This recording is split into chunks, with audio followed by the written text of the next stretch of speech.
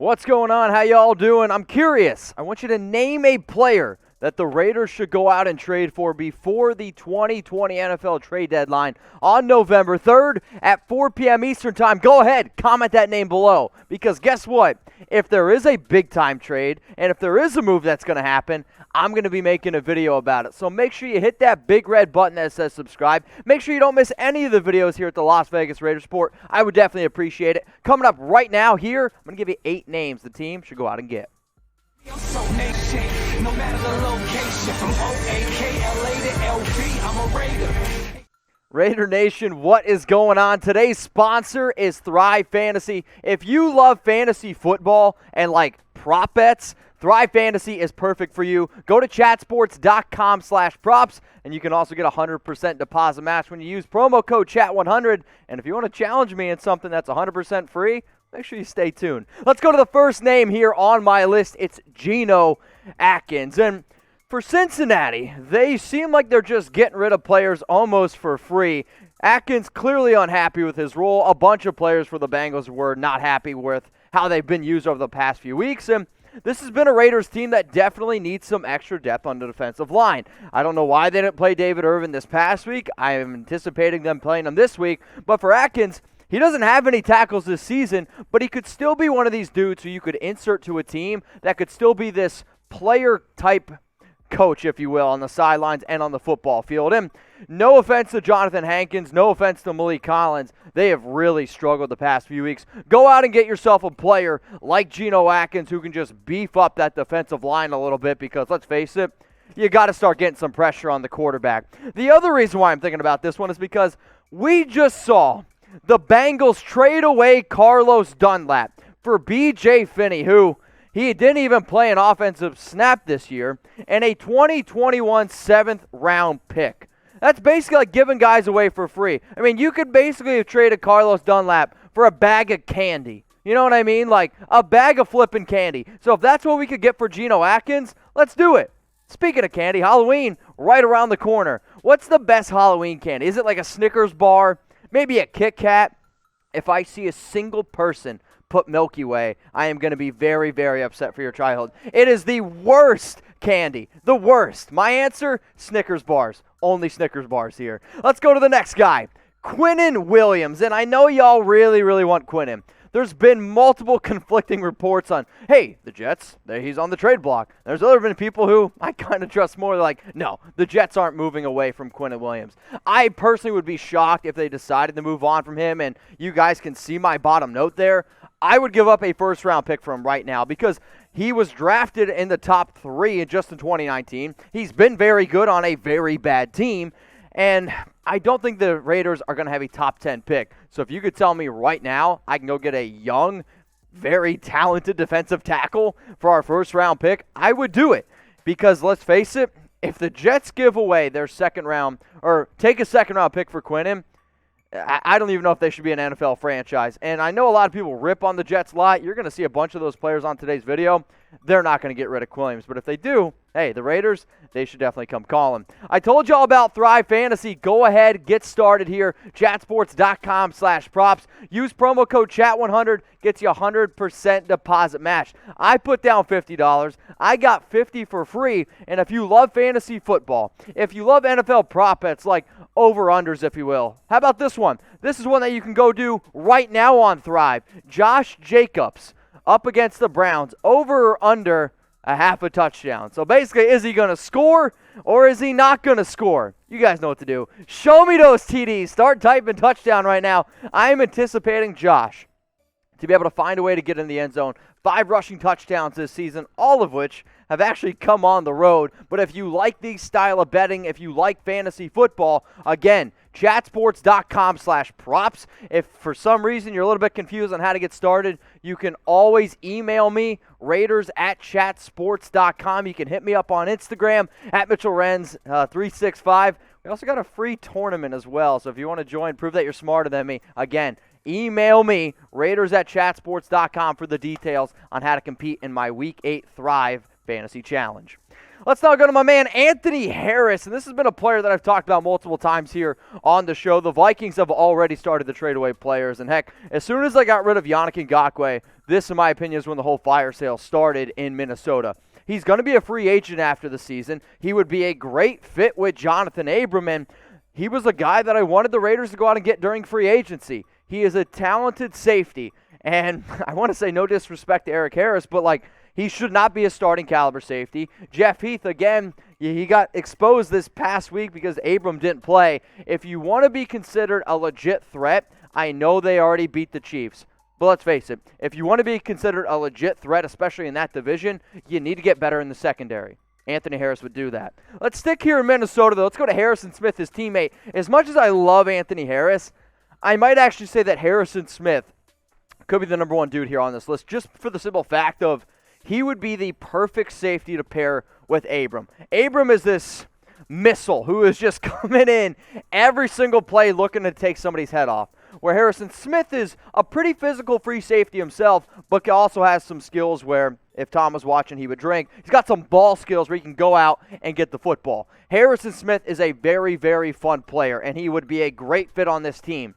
My concern, as always, though, is Paul Guenther is still hanging around. And I'm worried if we don't get rid of him, none of these trades are even going to matter.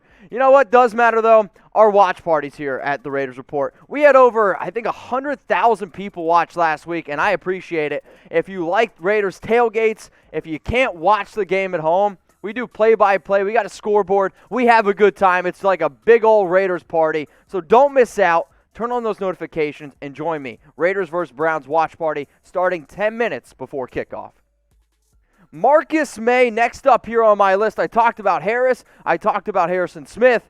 Let's say you want to go a little bit of a cheaper option here. You could go out and get a Marcus Maye.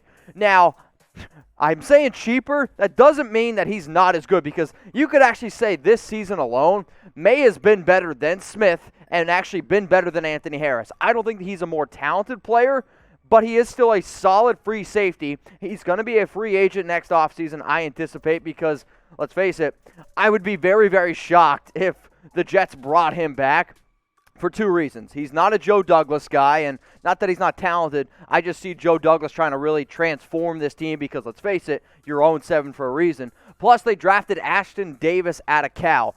I was more of a believer that it was going to be Ashton Davis and Jamal Adams, but it seems like they got rid of Jamal Adams. Maybe they're also going to get rid of Marcus Maye. Stay tuned. But if you had to pick one of these guys, okay, because you're not going to trade for more than one. You're going to put one of these next to your other first-round pick in Jonathan Abram. Would you go out and get a Harrison Smith, type HS? Maybe it's Marcus Maye. Give me some M&Ms, more Halloween candy. Or Anthony Harris, type AH in the comment section.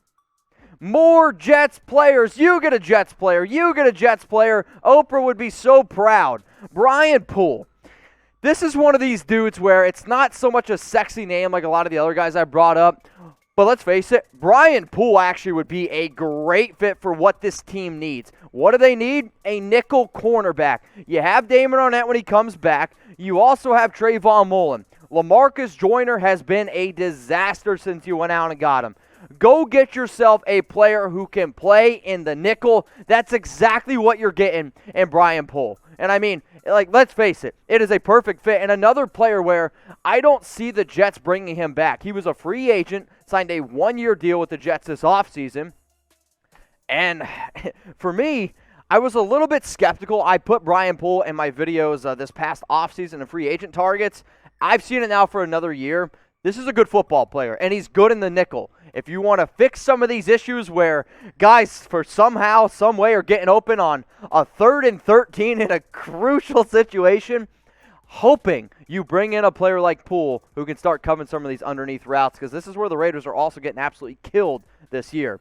More Jets players. Avery Williamson. Why is there a lot of Jets guys? Well, they're going to be getting rid of some football players, and every single dude that you see on today's video has been in a trade report over the last 2 weeks. So Avery Williamson, he's more of a run stopper, and he'd be kind of like the guy that I hoped that the Raiders were hoping Raekwon McMillan would have been. However, McMillan has not been good in his limited roles, but Williamson, in my opinion, could come in, be that solid run stopper next to Kukowski. Hopefully Corey Littleton can get it together, but he's also been halfway decent in coverage. And when I say halfway decent, what you would anticipate a linebacker doing in coverage. He was better than Nicholas Morrow. He's definitely been better than Corey Littleton this year. Not quite as good as what Kwiatkowski's been, but he would be our second best middle linebacker right flipping now. So I told you all about Thrive, and I know as soon as I said that, you guys definitely went, you signed up, you created an account. How about this? How about you join my free tournament? Prove to me and the rest of Raider Nation that you're smarter than me.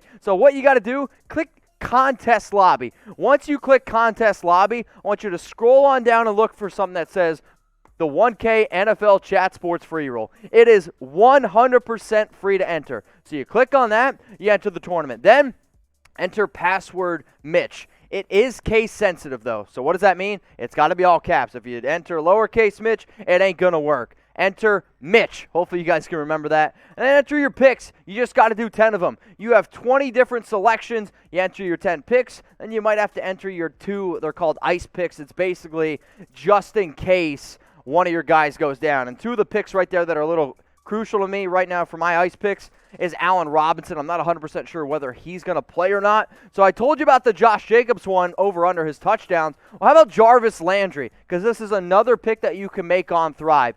Over or under 0.5 touchdowns. What do y'all think? Over or under? When I first thought about this, I was like, you know what? I might actually pick the over. The Raiders have struggled on defense. There's no OBJ. Spoiler alert. I took the under because Jarvis hasn't found the end zone a single time this season. Now, maybe that changes with OBJ.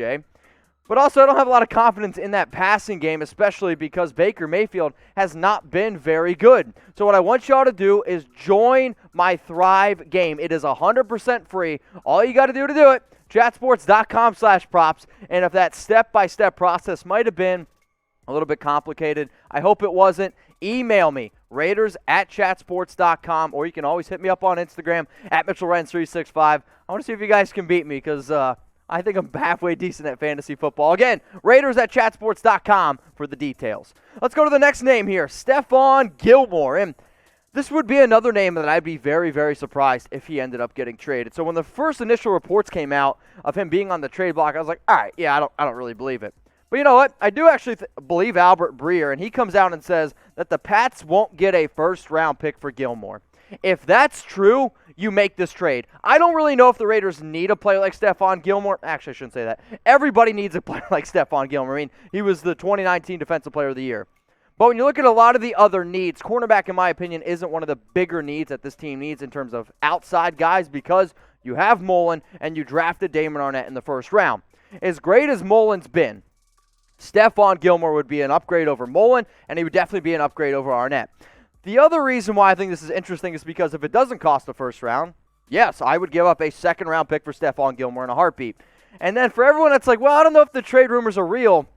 I mean, I went to Realtor.com, and Stephon Gilmore's house is up for sale. And underneath the details, it says all offers are due by Tuesday, November 3rd at 5 p.m. That's interesting to me because the NFL trade deadline is November 3rd at 4 p.m. Eastern Time. You tell me whether or not he thinks he's going to be getting traded or not. Yeah, I think there's at least a 2 Chucky head chance of it.